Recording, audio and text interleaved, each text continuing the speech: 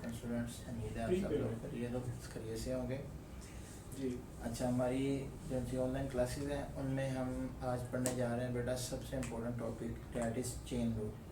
ठीक है, chain rule बेटा डेरिवेटिव में हमारी बहुत सारे क्वेश्चंस में सॉल्यूशन में हेल्प करता है।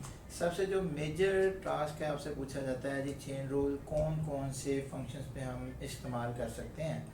तो बेटा चेन रूल को इस्तेमाल करने के लिए बेटा हमारे पास जो सबसे इम्पोर्टेंट दो फंक्शन हैं, that is composition of function, जो आपने फर्स्ट चैप्टर में पढ़ी थी कि अगर हम दो डिफरेंट फंक्शंस को कंपोज करके एक नया फंक्शन बनाते हैं तो उस फंक्शन को जब उसका डेरिवेटिव लेते हैं उसमें भी हम कंपोजिशन इस्तेमाल करते हैं। इसकी एक छोटी सी एग्जांपल भी हम लेते हैं। हमारे पहला क्वेश्चन भी इसी चीज़ से रिलेटेड होगा कि हमने जो सब्स्टिट्यूशन करते हैं दो फंक्शंस की, जब दो फंक्शंस मिलके एक फंक्शन बन जाता है तो हम उनको सॉल्व करते हुए कंपोजिशन इस्तेमाल करते हैं ना, तो हम उसके लिए डेरिवेटिव लेते हुए सब्स्टिट्यूशन लेते हैं और दोनों फंक्शंस को सेपरेट कर लेते हैं, उनका डेरिवेटिव लेते हैं और अप्लाई कर देते हैं उन पे चेन रूल का। ठीक है, तो इससे मुख्तसर कि हम चेन रूल को इस्तेमाल करते हैं कंपोजिशन ऑफ फंक्शंस के अंदर। दूसरा चेन रूल का जो इस्तेमाल होता है वो पैरामीट्रिक फंक्शंस पे होता है। पैरामीट्रिक फंक्शंस पे आपने इस चैप्टर में सबसे ज़्यादा चेन रूल को इस्तेमाल करना है। पैरामीट्रिक क्वेश्चंस क्या होती हैं, फंक्शंस क्या होते हैं, पहले चैप्टर में आपको डिस्कस किया था, बताया था कि जब दो डिफरेंट वेरिएबल्स एक तीसरे वेरिएबल पर डिपेंड कर रहे होते हैं तो वहाँ पर जो कर्व्स बनती हैं और जो उनसे रिलेटेड हमारे पास फंक्शंस बनते हैं, that functions are called parametric functions. ठीक है, तो इनमें हम चेन रूल को क्या करते हैं, इस्तेमाल सबसे ज़्यादा करते हैं। क्लियर होगी बात। चेन रूल में मैं एक जनरल सा बात बताता हूँ आपको। अगर आप फर्ज करें इंटरेस्टेड हैं D Y over D X में, which is equal to D Y over D T multiply D T over D x.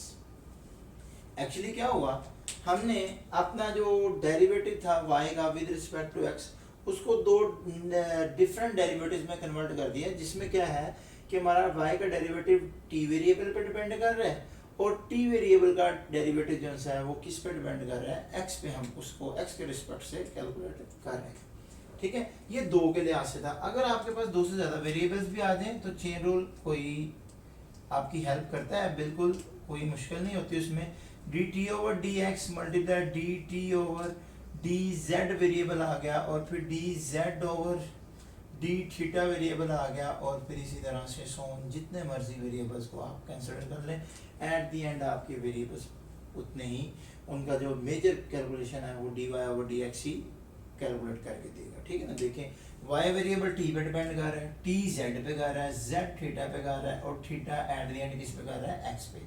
तो टोटल कैलकुलेशन क्या मिली फिर आपको कि y वेरिएबल का किस्सा किस पे जाकर खत्म होगा, x वेरिएबल पे, कि y का फिर ताल्लुक डिपेंड करने का किस पे बन जाएगा, x पर लाजमी तौर पर बन जाएगा। यही चेन रूल हमारी हेल्प करता है। क्लियर होगी बात। एक चीज़ दूसरे पे, दूसरी तीसरे पे, तीसरी चौथे पे और चौथी जो है फिर वो इस x वेरिएबल पे डिपेंड कर रही है। तो हम तो पहले चाहते थे कि पहले ये चीज़ x वेरिएबल पे कितना डिपेंड कर रही है। ठीक है, तो ये हमारे मेन कैलकुलेशन का इस हिस्सा रहेगा। तो इसको हम अब चेन रूल को इस्तेमाल करते हैं क्वेश्चंस के अंदर।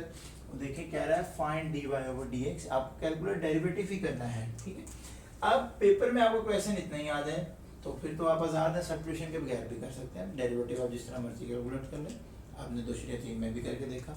हाँ, अगर वो कंडीशन लगाता है बाय मेकिंग सूटेबल सब्स्टिट्यूशंस, कुछ चीज़ें सब्स्टिट्यूट करें, तो फिर वो आपसे असल में चेन रूल को डिमांड कर रहा है। ठीक हो गया, वो चेन रूल का इस्तेमाल चाहता है। तो सूटेबल सब्स्टिट्यूशन से आपने इन क्वेश्चंस को सॉल्व करना है। लीजिए हम पहला क्वेश्चन पकड़ते हैं, solution of one y is equal to 1 minus x over 1 plus x. मैंने पहले बोला कि अगर वो आपसे कहता है जी जस्ट डेरिवेटिव फाइंड करें, तो ये 2/3 में आप सॉल्व करके आए हैं।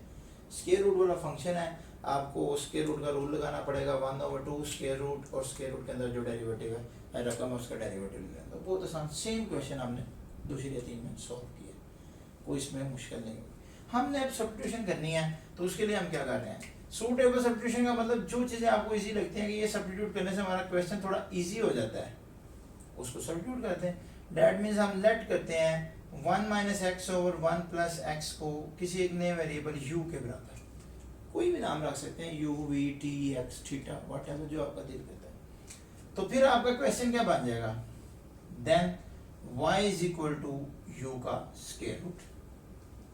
अब ये दो इक्वेशंस हो गए आपके पास, number 1 number 2। These two questions को हम सॉल्व करेंगे और चेन रूल का इस्तेमाल करेंगे। ये देखें ना, कंपोजिशन ही है, ये एक अलग से फंक्शन है, ये एक अलग से फंक्शन है। इस फंक्शन के अंदर इसको कंपोज करके ये फंक्शन बनाया होगा। तो मैंने बोला था ना, कंपोजिशन में हमने इसको इस्तेमाल करना है। ठीक होगी बात। तो अब इसको पहले सॉल्व कर लें, चाहे उसको कर लें, कोई मसला नहीं है। अब इस इक्वेशन पे आते हैं, तो जो सुनना, इस पे इक्वेशन में इंडिपेंडेंट वेरिएबल कौन है? x, डिपेंडेंट कौन है? u। तो डेरिवेटिव किसका होता है? डिपेंडेंट वेरिएबल का डेरिवेटिव होता है with respect to independent variable. ठीक होगी बात। तो इस साइड पे भी आ जाएगा D over D x, 1 minus x over 1 plus x. Clear यहाँ तक? अब इस पे डेरिवेटिव आप कौन सा रूल लगाएंगे? Quotient rule. दैट इज नीचे वाले फंक्शन का स्क्वायर, नीचे वाला फंक्शन वैसे ही, ऊपर वाले का डेरिवेटिव। तो अब मैं डायरेक्ट डेरिवेटिव लिखूं तो -1 आएगा, 1 का डेरिवेटिव 0, नेगेटिव ऐसे ही x का 1, नेगेटिव साइन।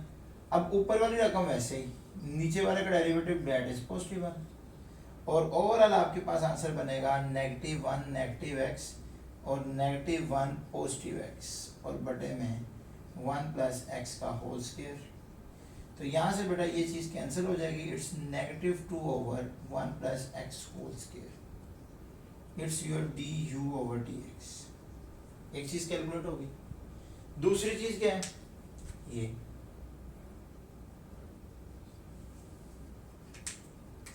इधर इंडिपेंडेंट वेरिएबल कौन है? u। ये अब सेपरेट फंक्शन है ना, इसमें इंडिपेंडेंट कौन है? u, डिपेंडेंट कौन है? y। Derivative of dependent with respect to independent, तो सेम इस साइड में। ओके, स्क्वायर रूट के लिए हमने क्या रूल पढ़ा हुआ है? 1/2 टाइम्स वही फंक्शन स्क्वायर रूट वाला, और जो स्क्वायर रूट के अंदर है उसी का डेरिवेटिव। क्लियर? तो ये देखें, ये सेम वेरिएबल्स की वजह से 1 हो जाएगा, it's 1/2 square root u dy over du। यहाँ तक क्लियर होगी बात? पक्का? ये दो रिजल्ट हमारे लिए बहुत इंपॉर्टेंट है। अब चेन रूल का इस्तेमाल करते हैं। बाय चेन रूल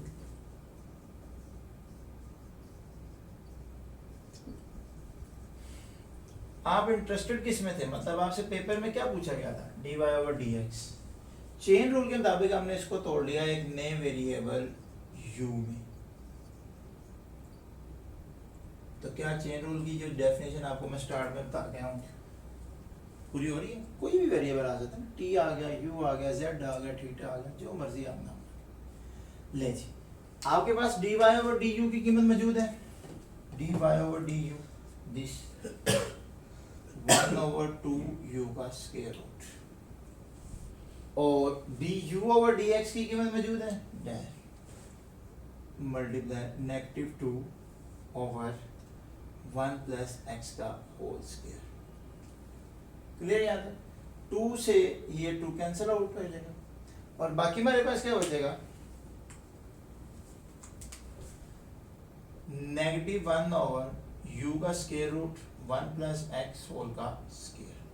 u की कीमत जो आपने लेट की थी वो रिटर्न कर दें इसको, विच इज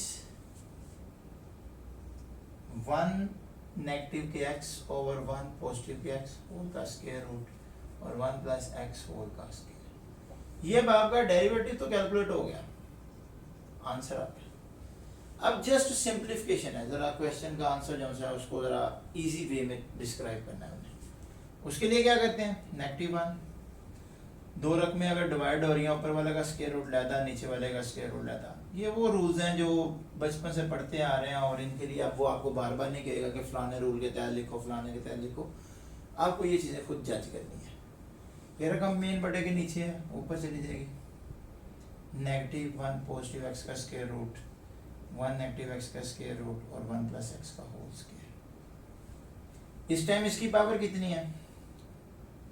नेगेटिव के 1/2, पॉजिटिव के 1/2, और नीचे वाले सेम रकम उसके तरह की पड़ी हुई है और उसकी पावर कितनी है 2। तो हम हमेशा छोटी पावर को बड़ी पावर की तरफ लेकर जाते हैं।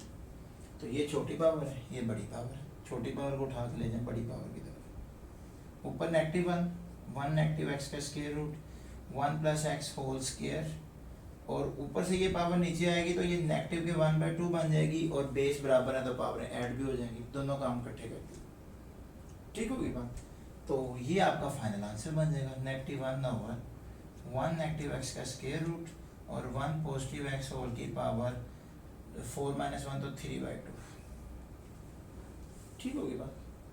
ये आपका फाइनल आंसर है, डेट इज dy/dx। जो आपने निकालना था वो आपके सामने मौजूद है, कोई प्रॉब्लम इसमें। सिमिलर अब हम नेक्स्ट क्वेश्चन करते हैं, क्वेश्चन नंबर 2। उसमें भी सब्स्टिट्यूशन को इस्तेमाल करते हैं, और जितना भी क्वेश्चन